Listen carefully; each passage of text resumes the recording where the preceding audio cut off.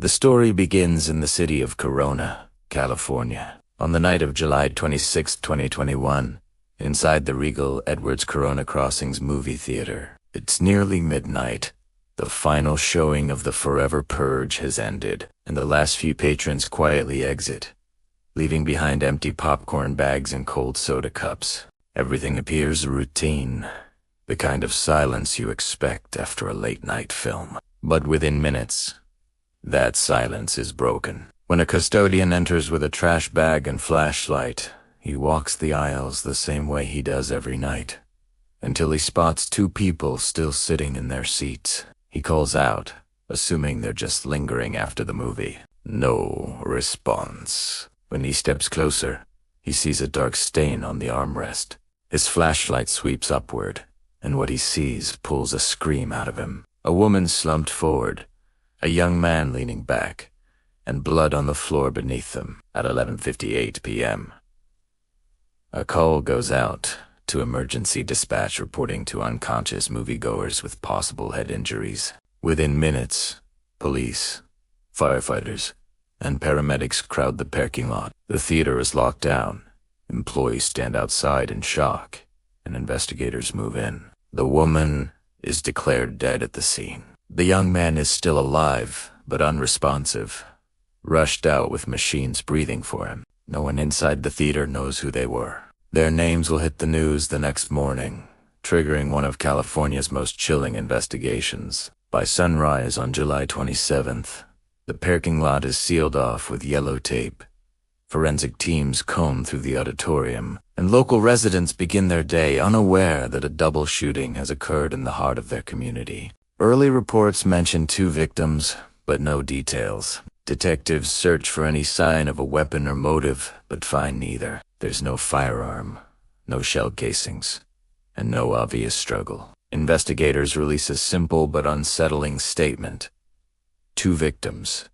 Circumstances unknown. The absence of a weapon rules out self-inflicted harm, and the lack of witnesses raises disturbing questions. How did a shooting occur in a theater with cameras and security without anyone noticing? Why did no one hear a gunshot? Then comes the first major clue. A journalist confirms that the assault happened during a chaotic gunfight scene in the movie. The real gunfire was masked by the film's soundtrack.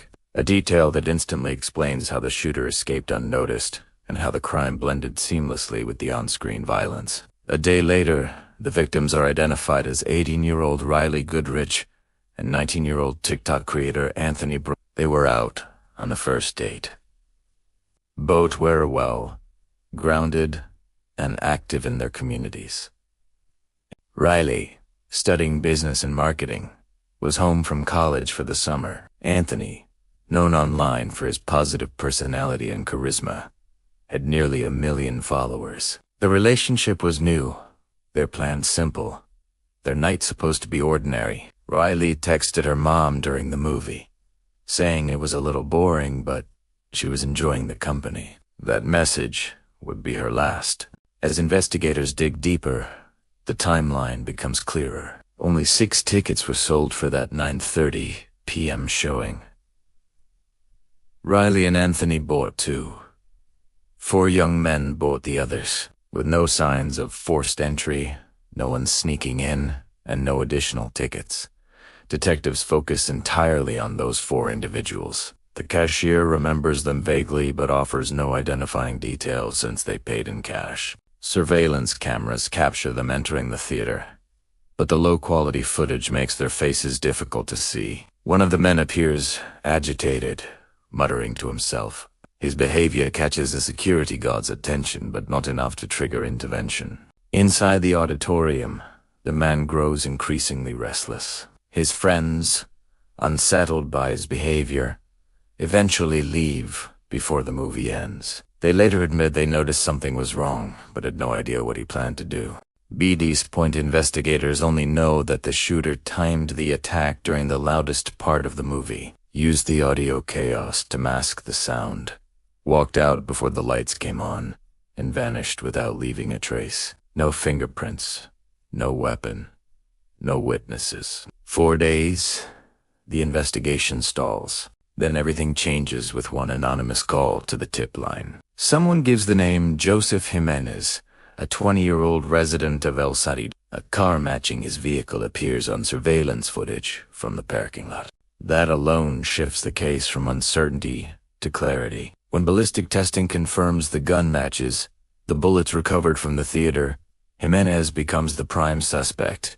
During questioning, Jimenez appears confused, incoherent, and unstable. Investigators learn he has no criminal record, but had been displaying troubling behavior in the days leading up to the crime. Neighbors report hearing him yelling at night as if arguing with someone invisible. His friends say he acted strangely before the movie, whispering to himself, glancing around nervously, and leaving halfway through. When he returned, he told them he had a weapon. They assumed he was joking until his behavior became erratic enough for them to leave. When confronted with the evidence, Jimenez claims he committed the shooting in self-defense because he was hearing voices warning him that people were coming to harm him. He says he had been diagnosed with schizophrenia but had stopped taking his medication. Meanwhile, Anthony Barreas fights for his life in the hospital. Despite several surgeries and constant monitoring, he never wakes up. His condition deteriorates until doctors declare brain death on July 31st. His family makes the heartbreaking decision to remove life support. Anthony had previously registered as an organ donor, and his final act saves multiple lives. The tragedy, once a mystery, now becomes a double homicide case. Public outrage intensifies. The trial begins years later in February 2024.